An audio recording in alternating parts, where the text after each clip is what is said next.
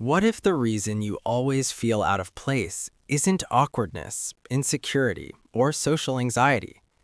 What if that quiet feeling, the one that shows up in rooms, conversations, groups, even around people you care about, isn't a flaw in you at all? What if it's a sign that your mind learned very early that it doesn't move at the same rhythm as the world around it? Most people assume feeling out of place means you lack confidence, that you're shy, that you don't try hard enough to fit in.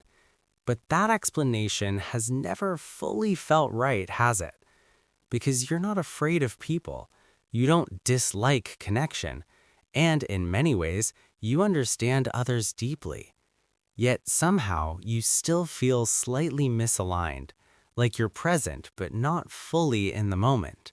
There's a specific kind of loneliness that comes with this. Not the loud loneliness of being alone, but the quiet one, standing in a room full of people and still feeling like you're watching life from just outside the frame.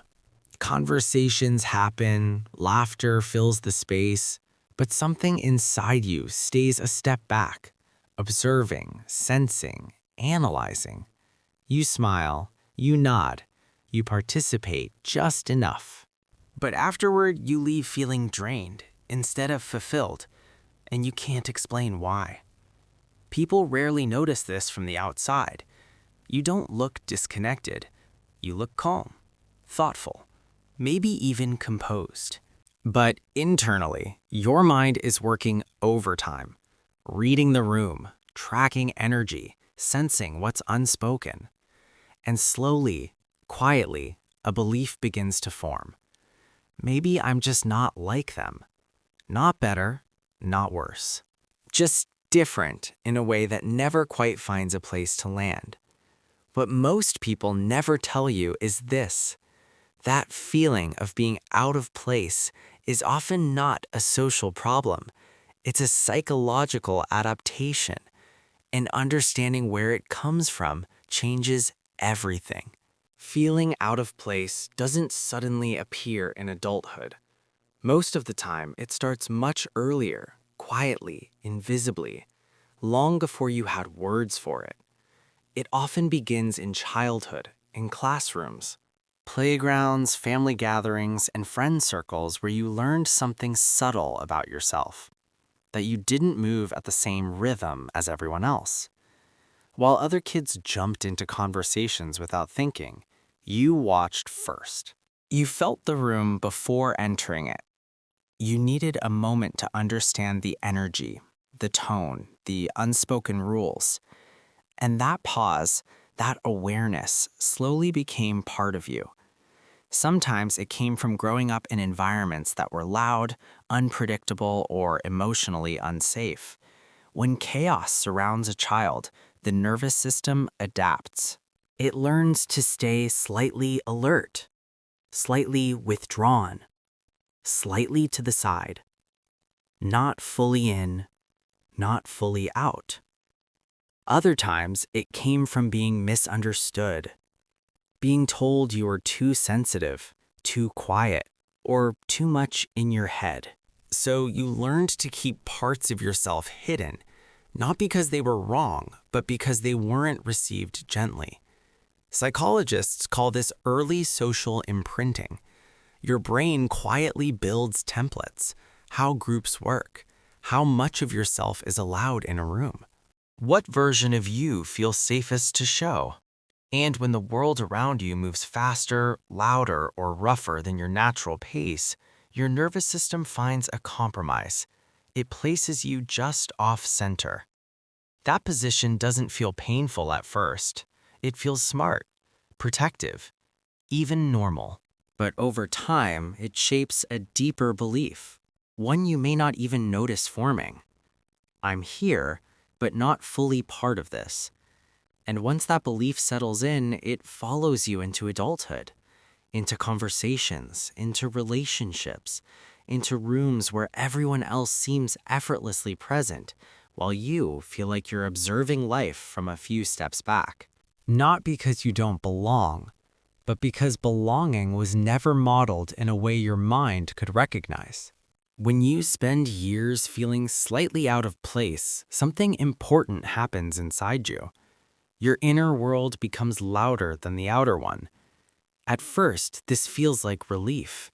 Inside your thoughts, things make sense. There's no pressure to perform. No need to match the pace of a room. No need to explain why you're quieter, slower, or more reflective. Your mind becomes a place where you finally feel aligned. But over time, this creates a subtle shift. You begin observing life more than participating in it. You notice patterns others miss. You read the emotional temperature of rooms before anyone speaks. You sense when conversations are shallow, when energy feels forced, when people are present but not really connected. This is why many people who feel out of place aren't socially unaware, they're socially over-aware. Distance sharpens perception. Silence builds insight. You don't just hear what people say, you notice what they avoid, what they rush past, what they hide behind humor or noise. That level of emotional intelligence comes with a cost. Small talk starts to feel draining. Crowded spaces feel overwhelming. Fast, surface-level interactions feel like trying to dance to music that isn't meant for your body.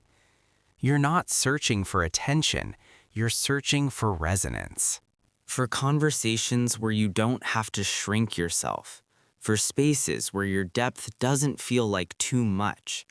For people who don't require you to translate your inner world into something simpler just to be accepted.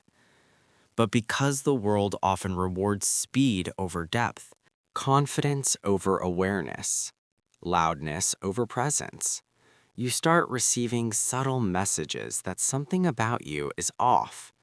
You're too quiet. You overthink. Just relax. Stop being so sensitive.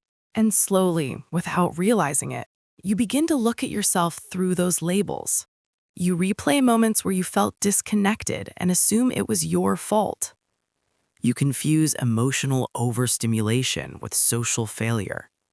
You interpret your need for meaning as an inability to fit in. This creates a loop. The more you doubt yourself, the harder it becomes to feel natural. The harder it feels, the more out of place you feel. And the more out of place you feel, the easier it is to believe that others see you as different. But here's the truth most people never hear. Feeling out of place isn't proof that you lack social ability. Often, it's proof that you perceive more than the environment can hold. You're not disconnected because you don't understand people. You're disconnected because you understand them too well, in a world that rarely slows down enough to meet that depth. Here's the part most people never get to hear. Feeling out of place doesn't mean you're broken. It doesn't mean you're socially behind, and it doesn't mean you missed something everyone else got. It means your mind learned to navigate a world that wasn't built for your pace, your sensitivity, or your depth. Your nervous system didn't malfunction. It adapted.